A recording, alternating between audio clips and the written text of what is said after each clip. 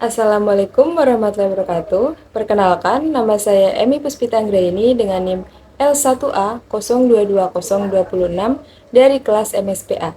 Jadi, di sini saya akan mempresentasikan video tentang adaptasi rumput laut terhadap perubahan iklim atau climate change. Selamat menyaksikan. Perubahan iklim.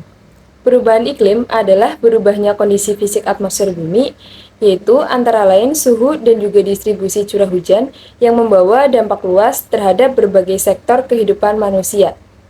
Perubahan fisik ini tidak hanya terjadi sesaat, tetapi dalam kurun waktu yang panjang. Perubahan iklim merujuk pada variasi rata-rata kondisi iklim suatu tempat atau pada variabilitasnya yang nyata secara statistik untuk jangka waktu yang panjang. Selain itu juga diperjelas bahwa perubahan iklim mungkin karena proses alam internal maupun ada kekuatan eksternal atau ulah manusia yang terus-menerus merubah komposisi atmosfer. Perubahan iklim melibatkan analisis iklim masa lalu, kondisi iklim saat ini, dan juga estimasi kemungkinan iklim di masa yang akan datang, atau beberapa dekade atau abad ke depan. Hal ini tidak terlepas juga dari interaksi dinamis antara sejumlah komponen sistem iklim seperti atmosfer, hidrosfer, yaitu terutama lautan dan sungai, kriosfer, terestrial, biosfer, dan juga pedosfer. Rumput laut. Rumput laut atau seaweed merupakan salah satu tumbuhan laut yang tergolong dalam makroalga bentik yang banyak hidup melekat di dasar perairan. Rumput laut tidak memiliki akar, batang, dan juga daun, sehingga fungsi dari ketiga bagian tersebut digantikan oleh talus. Rumput laut merupakan ganggang yang hidup di laut dan tergolong dalam divisi Talopita.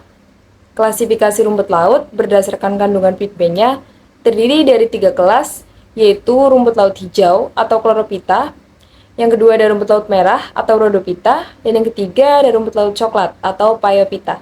Untuk gambarnya bisa dilihat yang sudah tertera. Dampak dari perubahan iklim atau climate change terhadap rumput laut diantaranya yaitu memengaruhi pertumbuhan dan juga reproduksi dari rumput laut.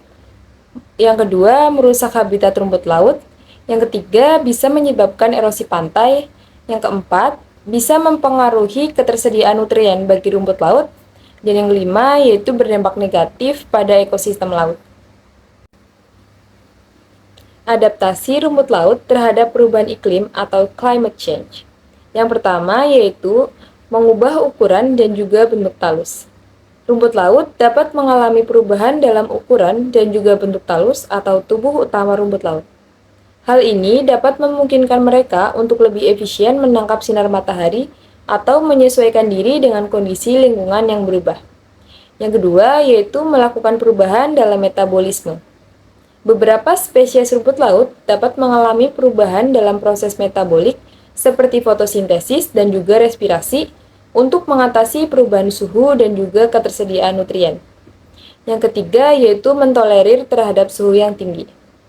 Rumput laut dapat mengembangkan toleransi terhadap suhu air yang lebih tinggi dengan menghasilkan varietas yang lebih tahan panas atau dapat mentolerir fluktuasi suhu yang lebih besar. Yang keempat yaitu mengatur osmoregulasi. Rumput laut dapat mengadaptasi diri terhadap perubahan kadar garam dalam air laut. Beberapa spesies dapat mengatur osmoregulasi mereka untuk bertahan dalam kondisi garam yang lebih tinggi atau lebih rendah. Yang kelima yaitu mengubah pola reproduksi. Beberapa jenis rumput laut dapat mengubah pola reproduksi mereka untuk menyesuaikan diri dengan kondisi lingkungan yang berubah. Hal ini dapat mencakup perubahan dalam waktu atau frekuensi reproduksi. Yang keenam, yaitu membentuk interaksi dengan mikroorganisme lain. Rumput laut dapat membentuk hubungan simbiotik dengan mikroorganisme seperti bakteri dan juga jamur yang dapat membantu mereka bertahan dalam kondisi lingkungan yang sulit. Yang ketujuh, yaitu adaptasi genetika. Rumput laut dapat mengalami adaptasi genetik yang lebih cepat melalui variasi genetik atau mutasi untuk menghasilkan keturunan yang lebih sesuai dengan kondisi lingkungan yang baru. Kesimpulannya yaitu yang pertama, rumput laut tidak memiliki akar, batang, dan juga daun, sehingga fungsi dari ketiga bagian tersebut digantikan oleh talus. Yang kedua yaitu berdasarkan kandungan pigmennya, rumput laut terbagi menjadi 3 kelas, yaitu rumput laut hijau atau chlorophyta, rumput laut merah atau rhodophyta, dan juga rumput laut coklat atau phaeophyta. Yang ketiga, perubahan iklim atau climate change bisa berdampak buruk bagi organisme laut, salah satunya yaitu rumput laut. Yang keempat, yaitu rumput laut bisa melakukan berbagai adaptasi untuk menghadapi perubahan iklim, salah satunya yaitu dengan cara mengubah ukuran dan juga bentuk talusnya. Sekian video presentasi dari saya, kurang lebihnya mohon maaf. Terima kasih. Wassalamualaikum warahmatullahi wabarakatuh.